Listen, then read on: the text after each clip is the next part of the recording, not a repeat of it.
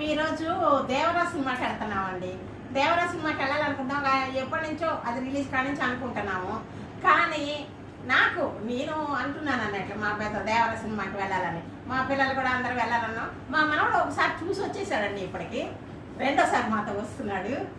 అయితే ఎన్టీఆర్ను శ్రీదేవి కూతురు ఉన్నారు కదా, దానికోసం మాకు జాన్వీ కపూర్, ఇదిగోండి నేను, మా వారు, మా మనవడు, మా కోడలు అందరం వెళ్తున్నాం. మా అబ్బాయి మాత్రం రానన్నాడండి. నేను రాను, మీరు వెళ్ళండి అన్నాడు. బాయ్ అండి.